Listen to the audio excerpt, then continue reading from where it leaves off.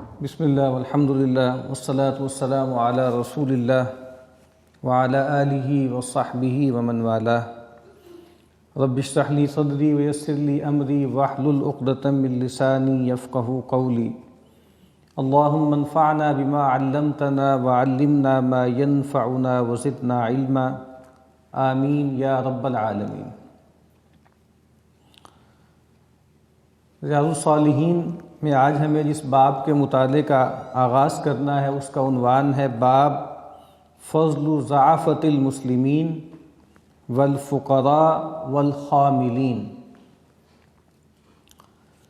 ضعافت المسلمین، مسلمانوں میں جو کمزور لوگ ہیں ان کی فضیلت کا بیان، اور فقراء کی فضیلت کا بیان، اور خاملین وہ لوگ کے جو گمنام ہیں ان کی فضیلت کا بیان.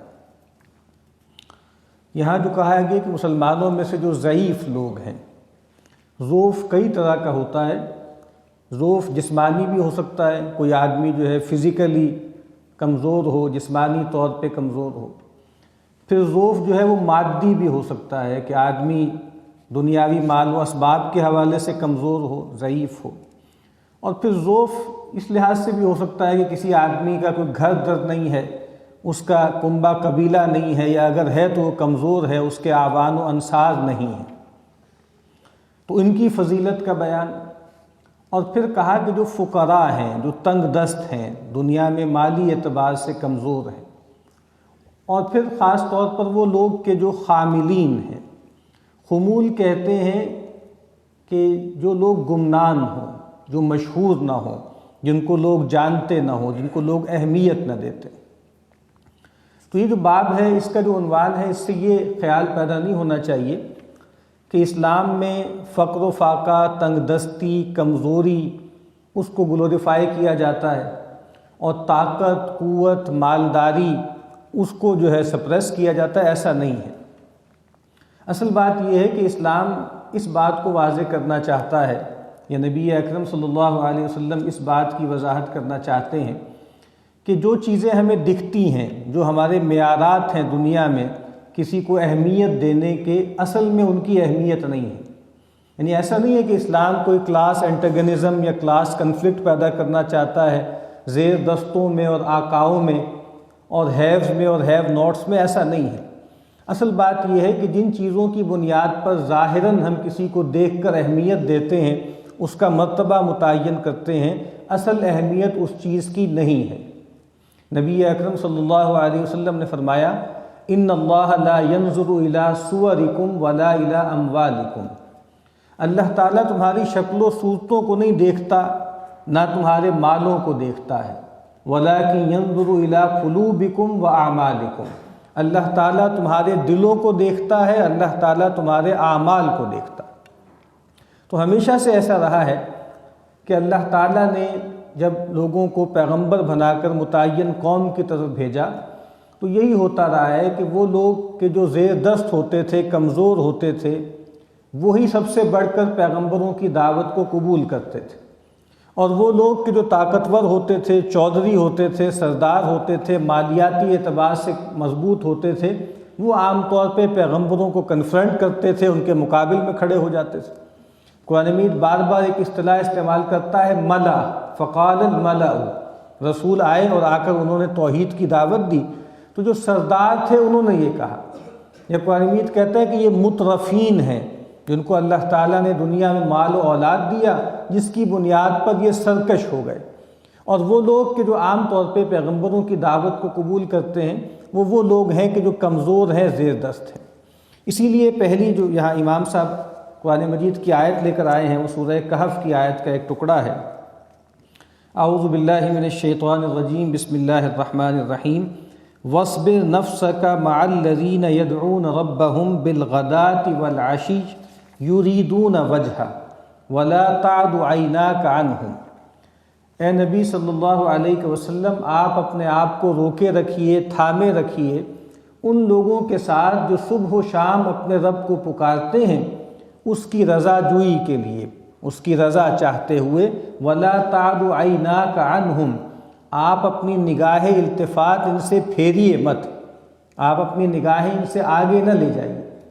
یہ معاملہ اصل میں کیا تھا، جس طرح میں نے عرض کیا ہے نا کہ ہر رسول کے ہاں معاملہ یہی ہوا۔ پہلے نبی، جس عام طور پہ کہا جاتا ہے کہ سیدنا آدم علیہ السلام پہلے انسان بھی تھے اور پہلے نبی بھی تھے، لیکن پہلے رسول جن کو اللہ تعالیٰ نے کسی متعین قوم کی طرف مبعوث کیا وہ سیدنا نوح علیہ السلام۔ ان کی قوم میں بھی ہمیں یہ مسئلہ ملتا ہے کہ نبی، ان کے جو مخاطبین تھے انہوں نے یہی کہا تھا کہ وما نراک اتبعک الا الذین هم اراذلنا بادی الرأی، اے نوح ہم نہیں دیکھتے کہ آپ کی جو پیروی کرنے والے ہیں مگر وہ لوگ ہیں جو ہم میں اراذل ہیں، ہم میں گھٹیاں ہیں، پست طبقات میں ہیں، اور بالکل سرسری طور پر بلا تأمل انہوں نے آپ کی بات قبول کر لی۔ اور پھر سیدنا نوح علیہ السلام، ان پر بھی یہ دباؤ تھا کہ آپ ایسا کیجئے کہ ان لوگوں کو اپنے سے ہٹائیں، ان لوگوں کو دور کر دیں۔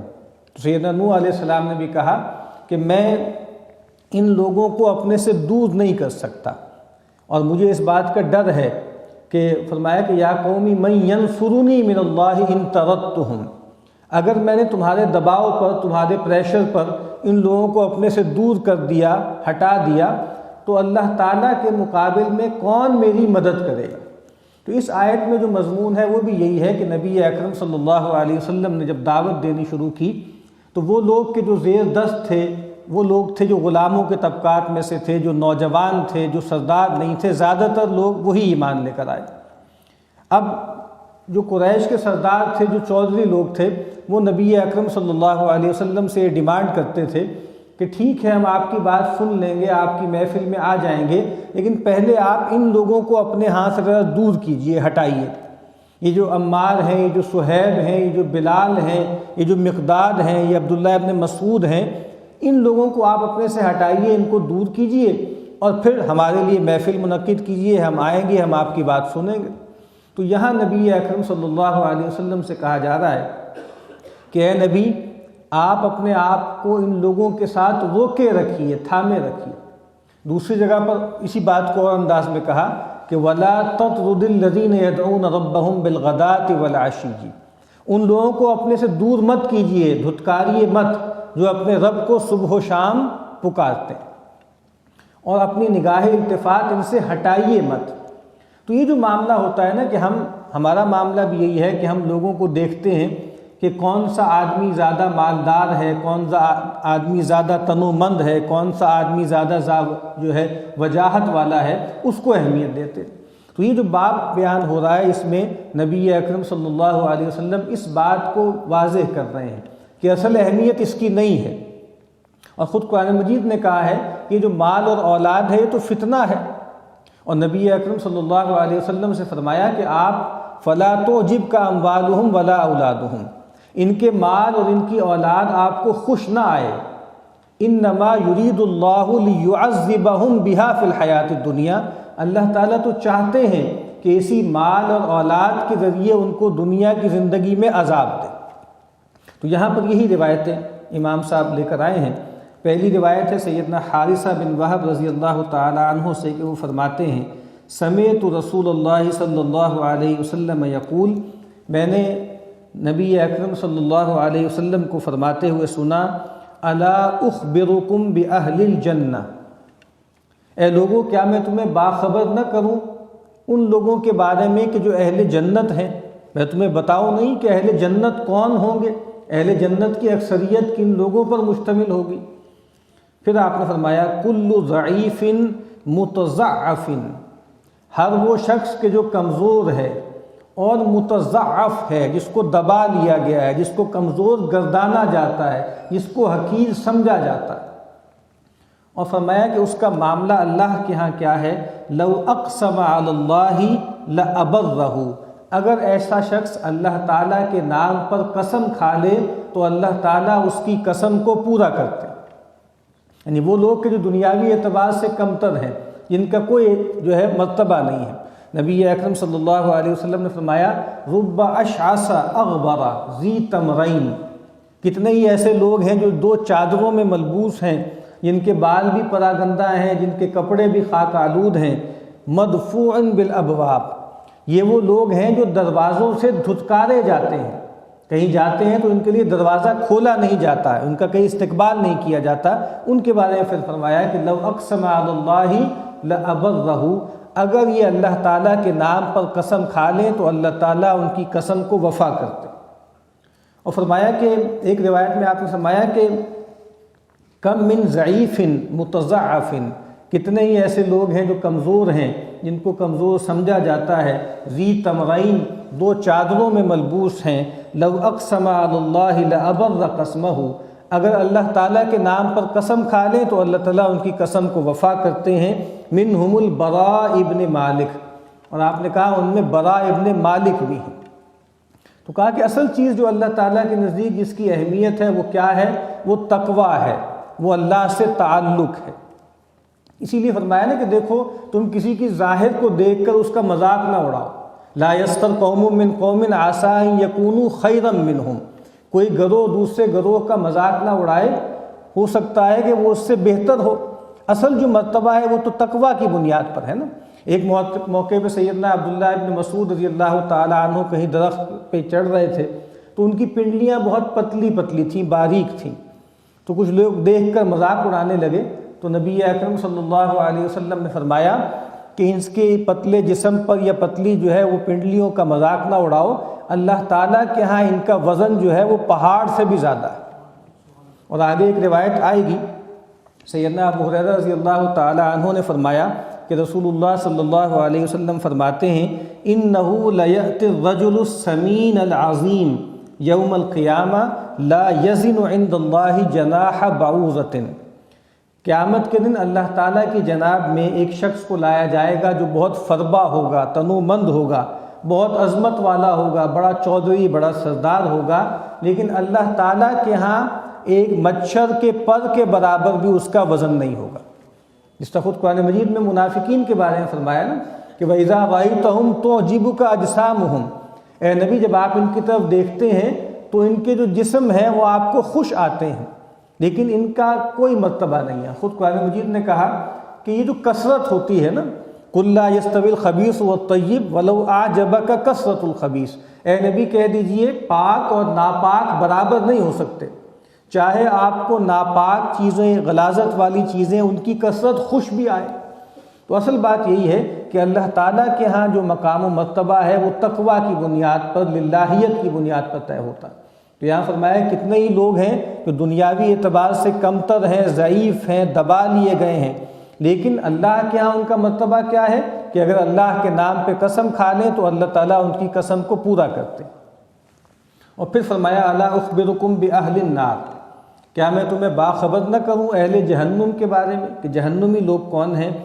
کل عتل جواز مستکبر، فرمایا کہ ہر وہ شخص کے جو عتل ہے، عتل کون ہوتا ہے؟ تند خو، سرکش، جواز بخیل یا اترا کر چلنے والا، مستکبر تکبر کرنے والا۔ تو اس کا مطلب یہ ہے کہ اگر مال، اولاد، سیادت اور قیادت اللہ تعالیٰ کی معرفت میں اضافہ کرے، اللہ سے تعلق میں اضافہ کرے اور آخرت میں انسان کو اونچا مرتبہ دلائے تو وہ اپنی ذات میں بری چیز نہیں ہے۔ اصل بات کیا ہے کہ عام طور پر یہی ہوتا ہے کہ یہ مال اور اولاد اور سیادت و قیادت آدمی کے اندر یہ گھٹیا اوصاف پیدا کر دیتے ہیں، یہ اخلاقی خرابیاں پیدا کر دیتے ہیں کہ آدمی تندخو ہو جاتا ہے، سرکش ہو جاتا ہے، اترانے لگتا ہے، شیخی مارنے لگتا ہے، استکبار کرنے لگتا ہے۔ اور استکبار کیا ہے کہ آدمی حق کے مقابل میں اکڑے اور لوگوں کو حقیر جانے۔ تو اس روایت میں بھی نبی اکرم صلی اللہ علیہ وسلم نے بات کو واضح کر دیا کہ اصل جو مقام و مرتبہ ہے وہ تقویٰ کی بنیاد پر ہے، نیکی کی بنیاد پر ہے۔ وعن ابی العباس سہل بن سعد الساعدی رضی اللہ تعالی عنہ قال مر رجل علی النبی صلی اللہ علیہ وسلم فقال لرجل عنده جالس، سیدنا سہل بن سعد الساعدی رضی اللہ تعالی عنہ فرماتے ہیں کہ ایک صاحب نبی اکرم صلی اللہ علیہ وسلم کے پاس سے گزرے تو آپ کے پاس ایک صاحب بیٹھے ہوئے تھے، آپ نے ان سے کہا ما رأیک فی ھذا، یہ جو صاحب ابھی یہاں سے گزر کے گئے ہیں تمہاری رائے ان صاحب کے بارے میں کیا ہے؟ فقال، تو ان صاحب نے کہا رجل من اشراف الناس، یہ جو صاحب ابھی گزرے ہیں یہ بہت ہی معزز لوگوں میں سے ہیں، اشرافیہ میں سے ہیں، سرداروں میں سے ہیں۔ ھذا واللہ حری، کہا کہ اللہ کی قسم یہ اس قابل ہیں، ان خطب ان ینکحا، ایسے مرتبے کے ہیں، ایسا ان کا مقام ہے کہ اگر کہیں نکاح کا پیغام بھجوائیں تو ان کا نکاح کر دیا جائے، فوری طور پہ ان کو جو ہے قبول کر لیا جائے رشتے کو۔ وَإِن شَفَعَ أَن يُشَفَّعَ، اور اگر یہ کہیں شفاعت کریں، کسی کی سفارش کریں تو وہ سفارش اور شفاعت فوری طور پر قبول کر لی جائے، مان لی جائے۔ اس مرتبے کے ہیں، ایسے مقام کے ہیں، جہاں چاہیں دروازہ کھل جائے گا ان کے لیے، جس محفل میں جائیں گے مرکزی جگہ پر بٹھائے جائیں گے، جہاں نکاح کا پیغام بھجوایا جائے گا وہاں فوری طور پر جو ہے قبول کر لیا جائے گا، جہاں کسی کی شفاعت یا سفارش کریں گے تو اس کو رد نہیں کیا جائے گا۔ ایسا مرتبہ ہے، ایسا دنیاوی ان کی منزلت ہے۔ فسکت رسول اللہ صلی اللہ علیہ وسلم، تو رسول اللہ صلی اللہ علیہ وسلم یہ بات سن کر خاموش ہو گئے۔ ثم مر رجل آخر، تھوڑی دیر بعد ایک اور صاحب گزرے۔ فقال له رسول اللہ صلی اللہ علیہ وسلم ما رأیک فی ھذا، پھر انہی صاحب سے جو آپ کے پاس بیٹھے ہوئے تھے ان سے پوچھا اب ان صاحب کے بارے میں تمہاری کیا رائے ہے؟ فقال، تو ان صحابی نے عرض کی یا رسول اللہ ھذا رجل من فقراء المسلمین، یہ جو صاحب ہیں یہ مسلمانوں میں فقراء میں سے شمار ہوتے ہیں، تنگ دست لوگ ہیں، بالکل غریب ہیں، مفلس ہیں۔ ان کا معاملہ یہ ہے ھذا حری ان خطب اللہ ینکح و ان شفع اللہ یشفع، کہ یہ صاحب ایسے ہیں، یہ اس قابل ہیں کہ اگر یہ کہیں نکاح کا پیغام بھجوائیں تو ان کا نکاح نہ کیا جائے، اگر کہیں یہ شفاعت کریں تو ان کی شفاعت قبول نہ کی جائے، وَإِن قال اللہ یسمع لقولہ، اور اگر کہیں کسی محفل میں کسی مجلس میں کوئی بات کریں تو ان کی بات سنی ہی نہ جائے، اس کی طرف کوئی اعتنا ہی نہ ہو، اس مرتبے کے ہیں، بالکل معمولی آدمی ہیں، کوئی ان کو دنیاوی اعتبار سے کوئی ورث نہیں دیتا، کوئی اہمیت نہیں دیتا۔ فقال رسول اللہ صلی اللہ علیہ وسلم، اس موقع پہ رسول اللہ صلی اللہ علیہ وسلم نے فرمایا ھذا خیر من ملء الارض مثل ھذا، آپ نے کہا یہ جو تنگ دست ہے، یہ جو فقیر ہے، یہ فقیر پہلے شخص سے، پہلے جیسے شخص سے اگر دنیا بھر جائے تو یہ فقیر ان سب سے بہتر۔ یعنی ایک طرف وہ آدمی ہے جس کے بارے میں کہا کہ اس کا کیلیبر یہ ہے، اس کا مرتبہ یہ ہے کہ ہاتھوں ہاتھ لیا جائے، ہر جگہ سراکوں پر بٹھایا جائے، اور یہ ایک تنگ دست آدمی ہے، اس کو کوئی پوچھے ہی گئی نہیں۔ تو اب اصل بات کیا ہے کہ اللہ تعالیٰ کے نزدیک اہمیت کس چیز کی ہے؟ وہ تقویٰ کی ہے، وہ رسول اللہ صلی اللہ علیہ وسلم اور اللہ سے محبت کی ہے۔ تو کہا کہ یہ جو فقراء مسلمین میں سے ہے یہ اللہ والا ہے، یہ اللہ سے تعلق رکھتا ہے، اور جو پہلا آدمی تھا وہ دنیاوی اعتبار سے تو بڑے مرتبے کا تھا، بڑا اونچا تھا، لیکن وہ سرکش تھا، اللہ کا نافرمان تھا۔ تو کہا کہ اس جیسے لوگوں سے زمین بھر جائے تب بھی یہ دوسرا آدمی اس سے بہتر ہے۔